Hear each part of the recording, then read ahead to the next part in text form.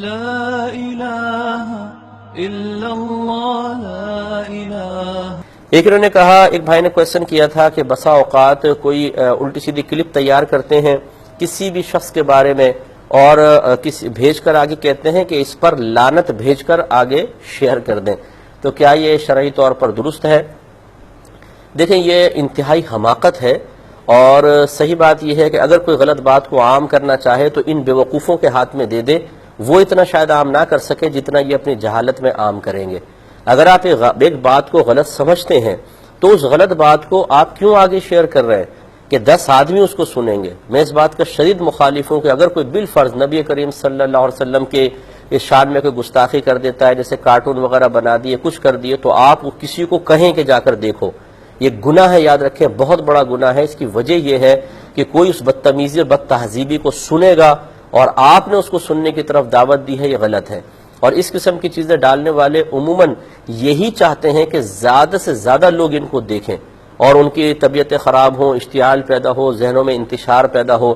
اب وہ تو ایک آپ کی طرف اس نے فارورڈ کر کے پیچھے ہٹ گیا، اب یہ خدام موجود ہیں جو نبی کریم صلی اللہ علیہ وسلم کی شان میں کی گئیں اس طرح کی بدتمیزیوں کو خود لاکھوں اور ہزاروں تک پہنچا دیتے ہیں۔ اس سے کوئی دین کا فائدہ نہیں ہوتا ہے۔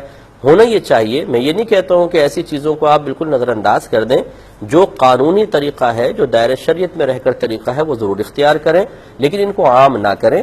میں اکثر سمجھاتا ہوں، اگر خدا نہ خواستہ کوئی آپ کے والد صاحب کو گالی بکرا ہو، اس کی ویڈیو بنا لی گئی، اس نے آپ کے والد صاحب کے کچھ ایسے مناظر کلپ کہیں سے لے لیے ہیں جو مناسب نہیں ہے کہ کوئی اور دیکھے، اور اب آپ کو وہ کلپ مل جائے، تو کیا آپ اس کو 100 کو، 200 کو، 1000 کو اس لیے فارورڈ کریں گے کہ دیکھو میرے والد صاحب کی یہ کلپ فلاں نے بنا کے بھیجی ہے، ذرا دیکھو اور اس کے اوپر لعنت بھیجو، یا دیکھو اور اس کو برا بھلا کہو، اسی گرفت کرو؟ کبھی بھی نہیں۔ آپ اس کو چھپائیں گے کہ یار میرے والد صاحب کی چیز کوئی اور نہ دیکھے، کوئی میرے والد صاحب کو گالیاں بکرائے، یہ کوئی اور نہ ملاحظہ کرے۔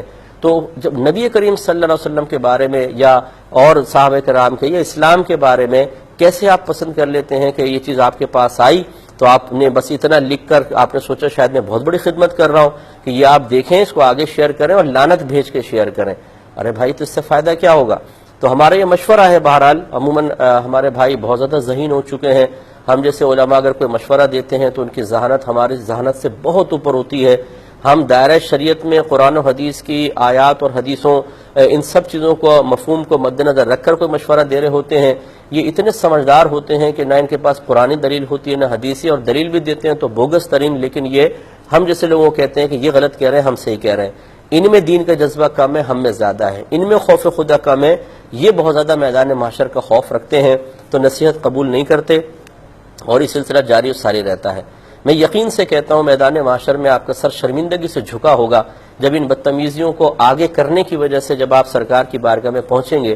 اگر سرکار نے یہ آپ سے سوال کر لیا کہ تمہیں تو چاہیے تھا کہ اس چیز کو فوراً ختم کر دیتے، لیکن تم نے ہزاروں کے سامنے میری اس چیز کو پہنچایا، جو میری بدتمیزیاں میرے ساتھ کی گئی، تم نے اس کو کیوں پہنچایا؟ کیا جواب دیں گے آپ؟ اب آپ یہ کہیں گے جی اس لیے تاکہ یہ ختم ہو جائے۔ پہنچانے سے کبھی ختم ہوا ہے؟ آپ بتائیے۔ تو اس لیے ذرا تھوڑا سا اس میں توجہ فرمائیے۔